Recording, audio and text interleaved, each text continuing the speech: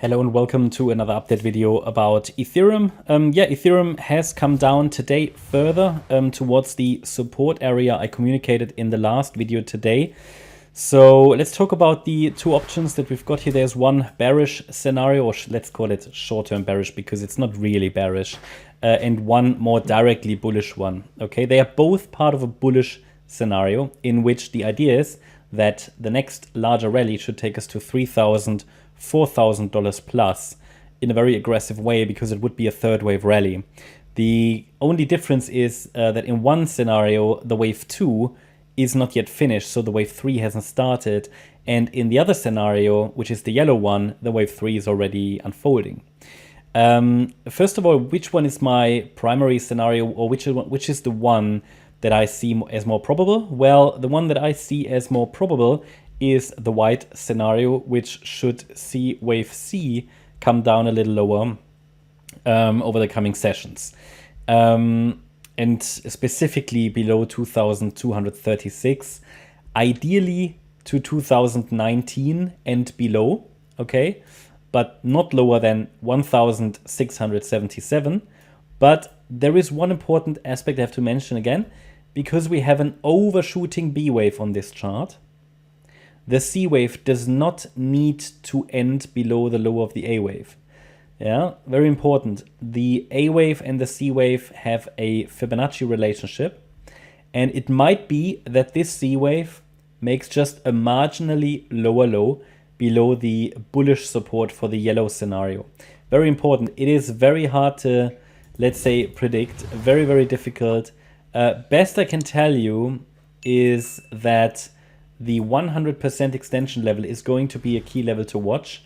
That's at $2,191. Then we've got 2,047 as next key levels. I would actually leave them on the chart because I believe they are relevant. They are just, just in case we don't get to the green support area. These will be two levels to watch before getting into the green support area.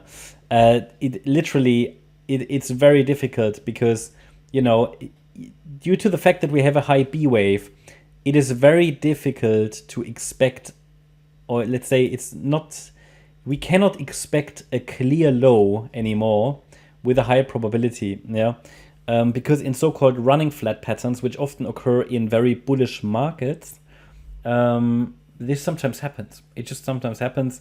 You get these, first of all, overshooting B waves. The price doesn't really want to come down. And then the C wave doesn't even make a lower low. That is going to be tricky. So anyway, I just need to mention that.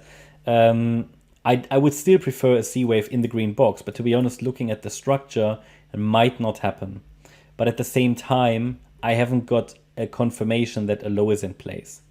So I'm still in favor of further decline.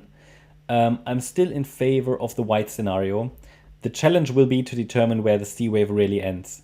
First of all, I'm going to watch the white support zone here. Then in the yellow count, we have bottomed already. So wave 2 formed a low already on the 18th of December. And basically what I see here now is a 1-2, 1-2 setup. Lower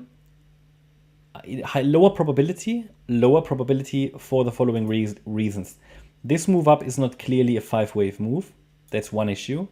The other issue is that this here, basically, if this is a 1-2, 1-2 setup, the second wave 1 is basically too long to be reliable. It rather looks like an A, B, C structure in the white scenario, which would then complete the B wave, with the C wave down to come. So these are basically the two scenarios we've got. We essentially need to see how the price is going to react to the yellow support area, because the yellow box is the support area. It lists the standard support zones or levels for yellow circle wave 2. They're just standard retracements. We need to see how the price is going to react here. If there is, from somewhere here, an impulse to the upside that then also breaks above 2,446, I would say that would be quite bullish. And then I will start to lean towards the yellow scenario. At the moment, for me, it has a lower probability. That's all I can say. We have to watch this support. So really, the level or the range that will decide between yellow and white is the yellow support zone. And we're now in the support zone, so it's quite important.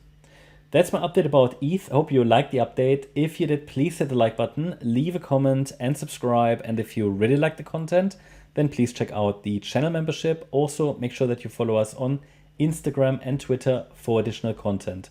Thanks a lot for watching. Bye-bye.